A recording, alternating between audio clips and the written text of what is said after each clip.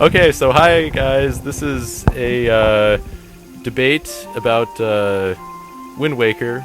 I am here with LordJackal, And I am here with Narutendo3. and yeah, we're going to be talking about Wind Waker. He is of the opinion that it is a really good game, and I am of the opinion that it is the worst 3D Zelda game.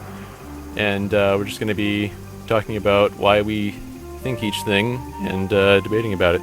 To reiterate what I said in my video about ranking the Zelda games, in case you didn't watch that, my top 6 Zelda games are Wind Waker at number 6, worst 3D Zelda game in my opinion, and then at number 5, Skyward Sword, at number 4, Majora's Mask, 3, A Link to the Past, 2, Twilight Princess, 1, Ocarina of Time. LordJackal, you give your top 5-ish now, just for reference. God, my top 5-ish? Well, my number 1 is A Link to the Past, probably more out of sentimentality than anything. My top 3, essentially, is A Link to the Past, Majora's Mask, and Wind Waker. Then 4 and 5 would... God, I don't know. Maybe Ocarina of Time. Actually, maybe the Oracles.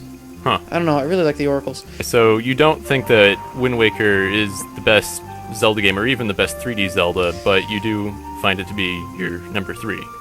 It's hard for me to say which one's better, and I alternate between them, because I feel like the three of them, Majora's Mask, Wind Waker, and Link to the Past, kind of do different facets of the series very, very well. I feel like Majora's Mask does the character development and relationship the best out of any installment in the series. I feel like A Link to the Past does just the pure gameplay the best out of the series, and I think that Wind Waker has just the best sense of adventure, I suppose. I feel like Wind Waker's sense of adventure and really just debatably the best storytelling, but I don't know, because Twilight Princess had really good storytelling, even though I don't like Twilight Princess all that much. It had pretty amazing storytelling. Okay, so Yeah. I had comments saying basically the same thing about Wind Waker. I definitely agree about Majora's Mask and A Link to the Past there, about the character development and the core gameplay. But Wind Waker, I had those comments about the sense of adventure and the storytelling.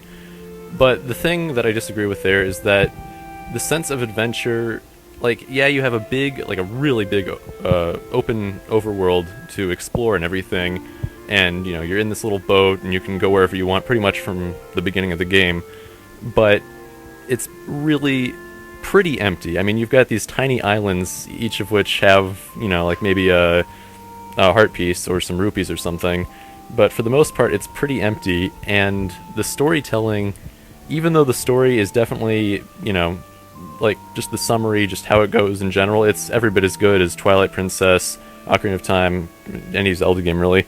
But the thing that makes me feel like it isn't really good storytelling is the way that everything is portrayed, because you can have a core story that's every bit as dark as something else, or every bit as serious or interesting, but it's all in the portrayal.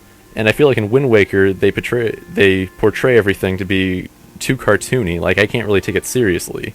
I mean, it's not really the use of color that makes it feel cartoony. It's just the way that every character is proportioned, and their expressions and everything, and the overall lack of detail in their designs. Well, it is a noticeable difference. They also, Wind Waker is definitely probably the game where they went for the most in terms of humor. Yeah. As well. I mean, they have those moments like Link being launched at the Forsaken Fortress in a barrel. You can't not laugh at that moment. You can't just go, "Oh, that really looked like it hurt. I feel really bad for him." That's just, it's not what they went for. Well, yeah, the humor's fine. It's just that I feel it's too much throughout the entire game. I don't necessarily feel like the story was actually at its core all that dark. I feel like Ganondorf had a lot of darkness in him, and I feel like that's where it mostly resides. But I feel like a major part of Wind Waker that you can see throughout, not just the artistic design, but also through the soundtrack, through the way, just everything, I feel like it captures like the youthful, just like purity and like honesty. I guess because that's really what like encapsulates Link, is that he's pure-hearted, and I feel like Wind Waker captures like that innocence best. And like at the start of the game, you're on Outset Island. The soundtrack is so like upbeat. Everybody's so colorful. Everybody's so pleasant, and it's just such a happy game. And even as you're traveling around, even as like bad things happen, like you still don't lose that sense of adventure. And I guess that's what I like about it. Is it isn't just focused in on itself. Like with Twilight Princess. With Twilight Princess, it had like a dark story, and I love it. I feel like Midna and Link is actually one of the strongest. It might actually be the strongest relationship that that Zelda has ever done, and it's just Majora's Mask had a lot more relationships. But just Wind Waker, I feel like the humor was actually part of what made it so good. I felt like. Yeah, I mean, I don't know. It's Yeah. just, I guess I look for different things in a Zelda game because, I mean, like, it's fine that, you know, it's like a happy game and it makes Link really feel innocent and everything, but I feel like when I play a Zelda game, what I'm looking for is something epic and serious. And it's like, you know, Link, you know, portraying him as pure is fine, but it's like he's portrayed as too much of an innocent little kid. You know, like, I mean, the Link in Twilight Princess is pure just in that he's like a good guy. But, you know, I feel like I can't really take the Link in Wind Waker seriously because, you know, he's just a little kid who hops around, you know, playing with the pigs on Outset Island and everything. I don't know. It's just, I don't really take it seriously. See, but that's like what's part of what like that's part of like what makes it so so appealing to me though. Is like compared to like what happens in the other like Zelda games, like what happens to Link, like Twilight Princess, his village gets raided. Link to the Past, the castle gets stormed and his uncle gets killed. Like, much more tragic things happen to him. Ocarina of Time, everybody he knows. Like, just everybody he knows. But in Wind Waker, it's a much more, it's much less dark. His sister gets kidnapped. Yeah, but it's still, like, there's more of a sense of hope. Like, he's out to rescue his sister. It is more of, like, an innocent motivation at the beginning. But then as he goes on, I guess what I like about it is, and the reason this is like my favorite in terms of storytelling, is that this is the timeline where, in order to stop Ganondorf, they flooded Hyrule, and they washed away everything bad, and it was like this. Just they literally flooded Hyrule to wipe away the evil, and in doing so, like they also they literally got rid of the evil. And that's what I like about it. It's this huge artistic like shift. Because in Ocarina of Time, you know, there are issues. You know, Ganondorf is around. The Gerudo are angry. There are issues. But in Wind Waker, everything's actually going pretty well. And then the evil comes back up. And when you get into like the second half of the game, when Ganondorf starts showing up, like it takes on a different tone. The soundtrack shifts. Ganondorf's design, even though it's in like the same graphics, there's something about his design that actually makes him seem more imposing, at least to me. And once again, it all comes down to preference because cel shaded is very polarizing. But I feel like it was an artistic choice, both in like you know the actual art direction, but also in the humor and the soundtrack and everything they did in that game. That kind of symbolized what happened to Hyrule overall, and that's where like my huge respect for it comes out. Is like I really felt like I was playing like a piece of Hyrule's history. Yeah, I mean, I guess I get that, but it's just that, like, I don't know. That's what you look for in Wind Waker. I mean, I guess I don't necessarily know that that's what you look for in every Zelda game, but in Wind Waker, you like how it's happy and everything, and how they're portraying that side of Hyrule, how they washed away the evil and everything. But I mean, I don't know. It's fine that there's like a happy world that everyone lives in Wind Waker, but it's just, I don't know. I feel like more serious things should happen in a game like Zelda, like your uncle being killed or your village being raided or whatever. No, I definitely don't think that that every Zelda game should have Wind Waker's like feel.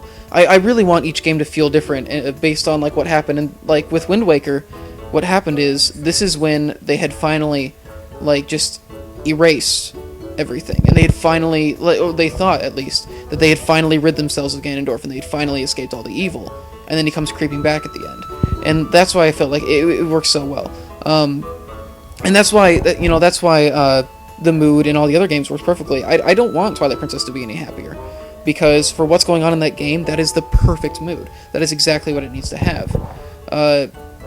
With Ocarina of Time, I like the kind of mysticality that comes with it, because that's what the game is about. It's about discovering. I think that each Zelda game needs to have different things done with it to reflect what's going on, and I think Wind Waker just did this amazing job of capturing a really unique period of time in Hyrule's history that they will never have the chance to do again.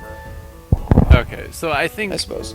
Okay, you like the variety in the Zelda series, and I definitely understand that. I like variety too, but like, I don't know. I guess the way that I feel about Wind Waker is that, like, they could have portrayed those same things, those same sentiments about it being, you know, that happy world that was washed away of evil and everything. I feel like they could have portrayed that without making it so, I don't know, blatantly cartoony and just all around hard to take seriously. I mean, I don't know. I mean, I guess you didn't have trouble taking it seriously, but I myself and a lot of people I know really did. And I think that that's part of the reason why it didn't sell very well, was because a lot of people didn't really take it seriously enough. Like, they could have had it be colorful and happy without making it so overly cartoony looking. Like, if they just had more texture detail and proportioned the characters a little bit more realistically, since Link in that game kind of looks like Diddy Kong. I don't know. No, that's definitely and I definitely understand why people would be turned off by it, because, like I said, it's a very, very polarizing artistic style. I don't know, like when I approach a game, like, I like to be shown new things, and I wasn't expecting any of what I got in Wind Waker, and for me it was in a good way, because of the way that it started off. Like, when Ganondorf did show up and when things got more serious, it actually had an impact, and I was caught a little bit off guard. Whereas, like, with Twilight Princess, like, crap is coming, which is good, because that's like that's where they have that sort of sword hanging over their head. It was in Twilight Princess. Like, it reflects, like, the feelings that people actually have. But I don't know. But I mean, those are just preferences when it comes down to it. A major factor of it is gameplay. We've been talking a lot about aesthetics. I think that we should probably move on to gameplay at this point, since we're already like 13, 14 minutes in.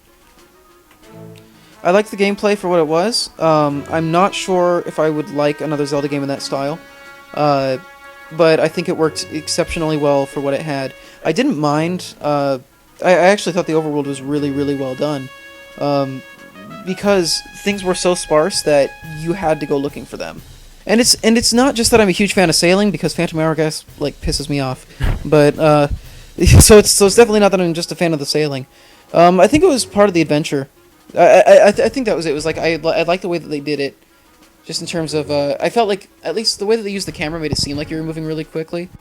The only issue that I ran into was if I did all the exploring right away, then it could be kind of irritating. But I kind of just explored as I went, and I was constantly looking for things. I like to stop off and destroy the bombing outposts. Yeah, for me, I didn't find the gameplay to be that sparse or boring.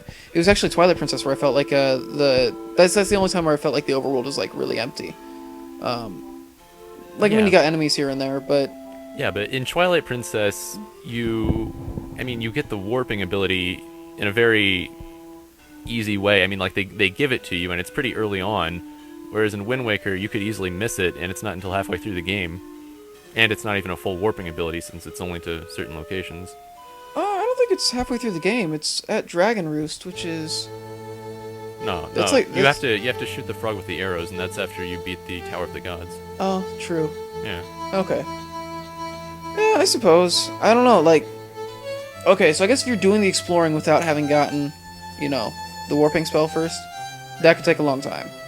But I don't know, I never thought that it took that long. To me, I still felt engaged while I was playing it. I think because there were actually things to do while you were sailing, which is the issue that I have with Skyward Sword. The reason I don't like the flying is because I feel like there's really not much for you to do while you're flying from point A to point B. How is there any less to do in Skyward Sword's sky than in Wind Waker's ocean? I mean, there's just a few rupees to collect along the way. I mean, there's islands, I guess, in Wind Waker, but if you're not 100%ing the game, I don't really see the appeal of that either. Well, in Wind Waker, there's the big octos. There's a lot of like hidden submarines. There are stands up there that you can go and fight and such. Yeah, but on a regular playthrough, you almost never find any of that. I found a lot. Well, that's what makes it exciting, is to go looking for it. Like for me, going out and looking for these things was fun. Yeah, I don't know. I just feel like I never was drawn to go looking for things because the sailing takes so long. I was just wanting to get to my destination as fast as possible. I guess it's just a difference in, like, preference. I really liked, like, the, just, like, kind of like the open exploration aspect of it. But, like, really, going back to, like, Skyward Sword Sky, like, the main difference between, like, the sky and the ocean, for me, was that, in Wind Waker, every square there was at least something you could do.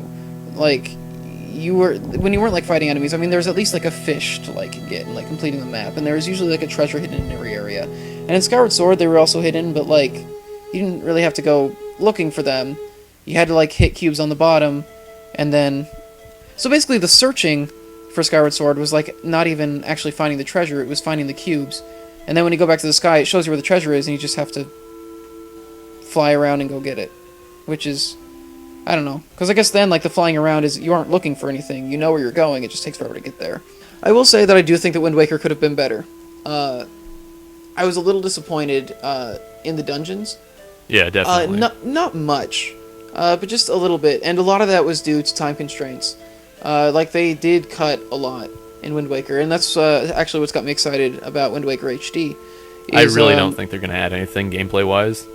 I don't know. I think if they don't add anything else, yeah, I won't get Wind Waker HD. It's one of the main reasons I didn't really care about Ocarina of Time 3D. Yeah. Well, I think the big draw for Ocarina of Time 3D, at least for me, was like the boss rush mode and the master quest that was inverted and all that. Majora's Mask came with the boss rush mode. So, I don't know. So, I don't know. With Wind Waker, I felt like it was a lot different, and I don't want to see the sailing come back. I don't want to see... I wouldn't mind seeing the art style come back. I have no problem with that. But I'm not, like, dying to see it again. Honestly, I'm just really happy with everything that came together to make Wind Waker, and I feel like it really served its purpose in terms of what the game was supposed to be about, in terms of making, like, a good gameplay system. I do like the combat. You don't feel that it was too easy? It was definitely too easy, but I mean, compared to, like, all the other games we've been getting, they've all been too easy. What are you gonna do about it? Well, I don't know about that. I think that Wind Waker had the easiest combat of any Zelda game. I think Twilight Princess was easiest combat-wise. There's no way. Yeah, dude, like, nobody could do, like, any damage to you. Ever. Like, oh, okay, there's definitely that. There's definitely that. You were way too defensive in Twilight Princess. Each hit was like a fourth of a heart, but still, aside from danger of actually dying, I thought that it was difficult to kill the opponents.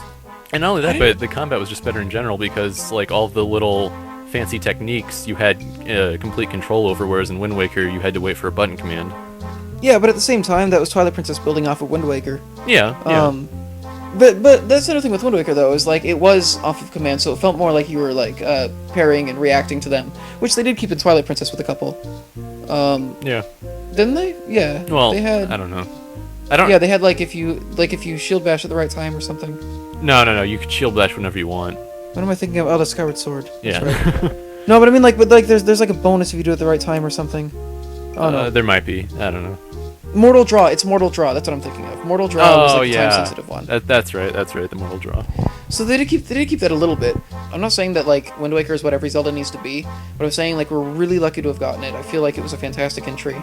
I feel like it sets up, even though it's probably the most disappointing timeline, it set up, like, a timeline and set it up really, really well.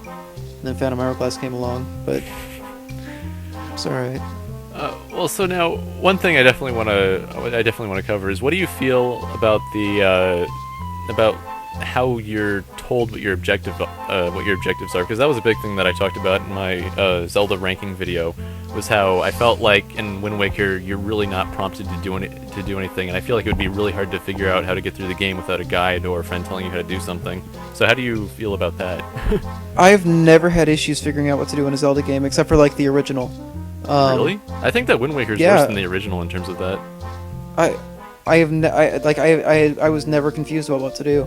Like a lot of times I like took my time getting there because I was screwing around, but like I I mean the only time I didn't like know exactly where I should be going is when we did like the Triforce hunt and stuff, but that was kind of the point. So, And if you didn't use a yeah. guide or anything, how did you ever get all of the Triforce charts, or know what to do with them, or even know that they existed? How did you do any of that? I explored. I explored and I investigated all the islands and I saw what I could do everywhere and I just kind of went around and went square by square. Now that's the big thing for me. I think that the exploration should definitely be there as an option, but I don't think that a Zelda game should ever make it so that you pretty much have to have the 100% completion mentality. I think that the exploration should never be, like, required to such an extreme degree. I think it would have been better if I think if they had found a different way of indicating where the pieces are, because if I remember correctly, what they did was they showed like a really zoomed in.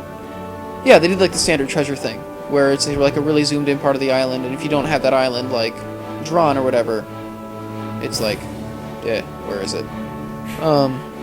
But I don't know, like with me, like I liked going around, and I think I probably had almost the entire map done by the time I started Triforce, if not the entire map. Like, I remember the one time that I 100%ed Wind Waker, I filled out the entire map, and what I did was, like, I went around in sort of a spiral pattern to get all of the fish talked to and everything, and I remember that took me an entire day, just straight of playing. well, if you do it all at once, that's just. Well, really, I know, that was stupid of me to do it like that, but still, it took an entire it's day. like it's like if all I did was try to do like all the quests in Xenoblade, so that'd be like a week. But Well, yeah, but I mean, that was just to talk to the fish. That wasn't, like, getting things. true, but I mean, the reason that I liked the way it was set up was even though there was a time when you had to go look for look for the Triforce pieces, there was still other stuff you could do. So even when I wasn't finding a piece, I was like, hey, I'm still exploring, and I'm still like finding new things. I'm finding new like little holes in the ground with monsters in them for some reason, and stuff like that. And to me, just that was exciting. Like when I was like, I'll find the Triforce pieces when I find them. It did get annoying.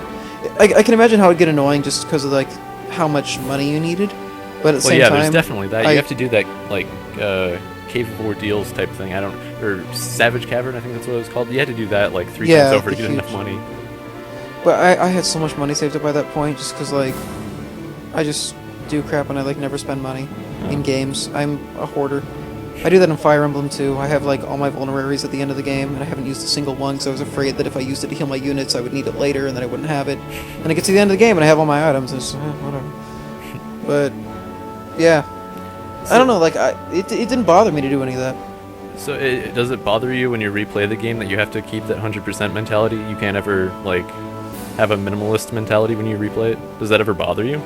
Actually, when I go back to, like, replay a game, I kind of just let myself do whatever I want. Like with Wind Waker, I just kind of explore if I want to explore, and if I don't, then I do the story. But usually I just go back to Wind Waker just to sail around and do stuff just randomly. Yeah, that's what I liked about that's what I liked about Wind Waker. Is I felt like there was a lot more besides the objective that you could be doing, which is what I wish was in Twilight Princess. Well, I mean, that's in every Zelda game. You can do that in Twilight Princess. There are plenty of secrets in Twilight Princess. There's very little. Like, aside from, like... There's the pose, there's the golden bugs, there's like, more heart pieces than in any other game, like, I think. Except for maybe Majora's Mask. Yeah, there's more heart pieces, but I mean, like, aside from, like, the bug and the fishing and the roll goal, I guess, the pose. Which I got through way too quickly. Like, there's really not that many... I guess the biggest problem with Twilight Princess for me was just that there were, like, all these towns, and almost none of the people actually, like, were worth talking to or had anything to do. There were some, but for the most part, like, they were pretty just, like, blank. Yeah, I mean, that's understandable, I guess. In terms of talking in terms of talking to NPCs, Twilight Princess is pretty, it's pretty bad in that department, I guess. But there's still plenty to do with the collectibles and everything. Just as far as getting, like, heart pieces, yeah. But I mean, like, it was just like the things that, like, were in the games. I don't know. Like, I guess the Post Souls they were okay. I mean, what do I you never- what do you I do never- in Wind Waker other than collecting heart pieces and maybe getting some rupees? Other than collecting heart pieces, you have all sorts of collectibles that you can go out and farm for if you're into that kind of thing. Yeah, but you have no you've got incentive. You've got a lot of hidden mini games that are pretty entertaining just by themselves. You've got a lot of like caves to go down into to find. You got all the treasure charts. You've got the trading, the trading quest. The trading quest in that game was interesting because as you're coming off of like Ocarina of Time and Majora's Mask, where you have like this really like kind of you gotta go, and sometimes you have like a time limit to like get your items. It's like basically you settle down and you're like, okay, today I'm gonna do the trading quest, like to get like the ultimate thing. Like in Wind Waker, it was kind of like this big branching trading quest that you kind of just did as you went along, and like it had like a couple different ultimate prizes, and that was interesting. I don't even remember what's the trading quest in Wind Waker. Are you talking about like those figurines or whatever? No, that's the figurine shop, which is another thing you can do if you're into. It's the guy who's in like the parka for some reason. His name starts with a Z. I can't remember his name. It's pretty funny though. That's another thing I liked about Wind Waker. Even though the characters like didn't have like as much emotional depth as Majora's Mask had, like they still had a lot of character and personality. I liked that. There's a lot of little things to find. There's the stuff with Tingle, breaking like aside from just breaking them out of jail. There's the stuff with the Tingle Tuner, finding like hidden little secrets. There's the stuff with Lenzo's photography. There's just seeing like how the characters have developed over the game, because most of them like are doing different things throughout the game. It's kind of nice to go back and like visit Kamali near end game just because of everything, just because like how he was at the beginning and all that. It's like there's just like it feels like if you go around the world, it's just like you're seeing things. Yeah, I mean, I guess there are a lot of little things to do like that on the side. I guess that none of those things just really ever appealed to me. Like I was kind of, I don't know, I collected heart pieces and stuff, but I really never felt like checking up on NPCs or like doing the photography or any of that. The photography is actually like the only thing I've never bothered to 100%. There's just so many figures. Yeah. And then I like what they do with like the extra game too, just with the hero's clothes, and also with just stick your tongue out at me, slap you silly. Get out of here. Go. As I was saying, yeah, that, and then like translating the Hylian, that's kind of cool. There's also like just like little hidden things. Like there's the Great Fish Isle, how you go there looking for Jabu Jabu, or Jaboon. That's right. Yeah, Jaboon is his descendant. Right. I don't know how Jabu Jabu survived. By the way, that guy was out of the water the entire time, and somehow they're like, oh yeah, he survived, even though he's like beached basically. No. He already made his descendant before he died. He's just swimming around. It's just in Ocarina of Time, you can find like little tadpoles. If you kill them, you like cause a time paradox. Yeah, exactly. Well, what was I saying?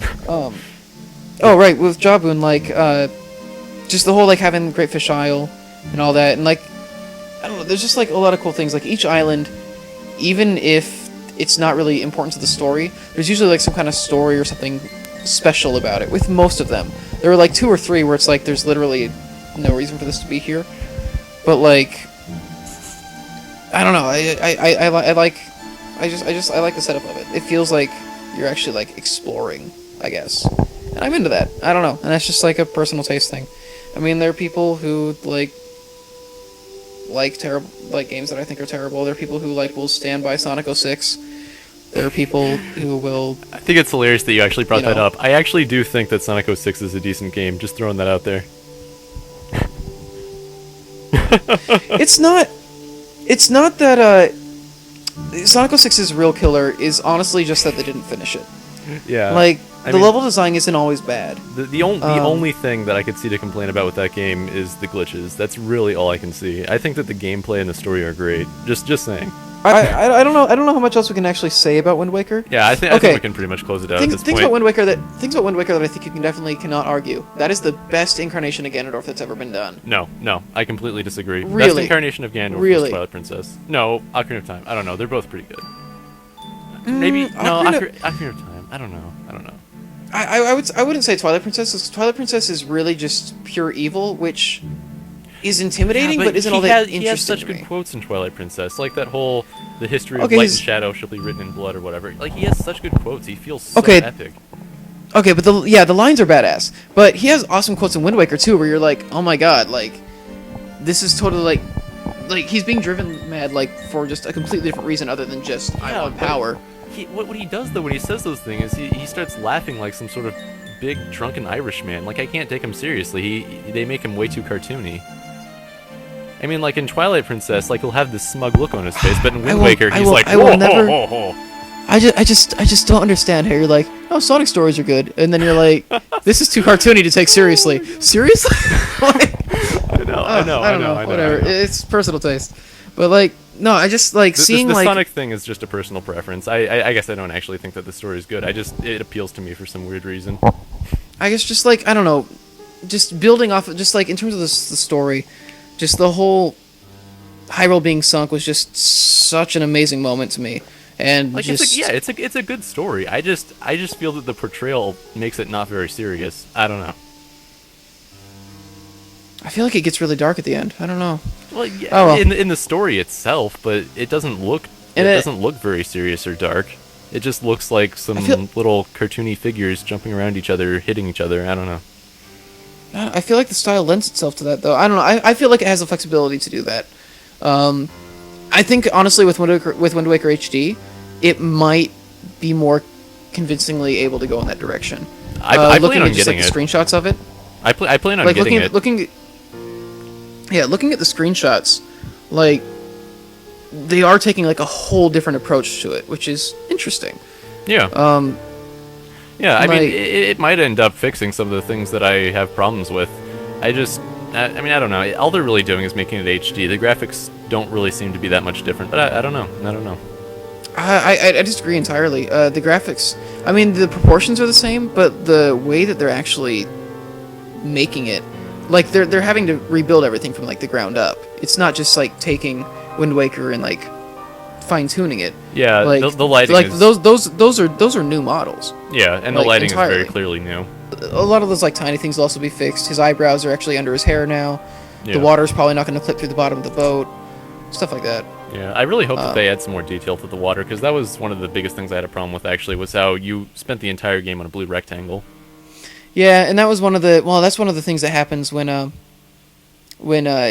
have a game where you don't want any loading screens, because stuff like Yeah. that happened with Xenoblade too, where in order to be able to not have loading screens and to be able to actually have this like functioning gigantic map, they took the graphics way down, and so when it goes in like close to the characters, you get a little bit just but yeah, that's what happens. But with HD, I mean, the Wii U is a powerful console, Yeah. and with the graphics being processed entirely separate from the gameplay and just the game's engine, which is something that hasn't been done before, it's gonna have the potential to like really do something special. And so I'm kind of hoping that they fix that, because I will admit that there are definitely some issues with the game technically. Like, I don't think Wind Waker's perfect. Yeah. I just think all the things that matter to me are there and done very well. Yeah. I mean, I guess to close this out, really, a lot of the things with Wind Waker are just personal preference, and anything that isn't, we've already covered, and I don't know, we have our opinions on. Yeah, Um, Zelda 2 is still the best. Zelda 2 is very good. I do kind of wish they'd make another game in that style just to see what they would do with it now. Yeah, Oh. yeah, I guess. I mean, I think it's funny that people think that the combat in that game is so difficult, when really it's not very difficult. It's just that it's so unforgiving with the dying. Yeah, which is just going back to just it's NES hard. I mean, Yeah, It just is. It's really not even that hard though. It's just unforgiving. You will die so much less in Zelda 2 than you do in Zelda 1. It's just that it's more frustrating because you're always having to go back to the starting area. true. I mean, like the last time that I played through Zelda 2, I died like maybe 20 times. The last time I played through Zelda 1, I died over 100 times. Zelda 1 3D remake. Let's do it. Oh yeah. I really think that A Link to the Past would be pretty much the perfect I've- video game if it was 3D. I have been arguing for that for so long. Like, when they were doing like the thing where they're like, oh, should we do a Majora's Mask remake? Should we do or should we do a Link to the Past remake, or should we do a sequel to Link to the Past? And I was like, dude, remake Link to the Past in 3D. Like, seriously? Yeah, I want it on the Wii U. I want it to have amazing graphics and be completely 3D, but everything be exactly the same as it was in the original game. But you know, it's not gonna. But here's the thing: like, there's so much more you can do to improve on Link to the Past, like graphically. Yeah, okay. Like- well, like- wait, what? Like with Majora's, with Ocarina of Time, you really just kind of made it like crisper, but you didn't really change anything drastic about it. Like yeah, you made it portable. Like, it's awesome that it was there, and there's boss rush mode and stuff.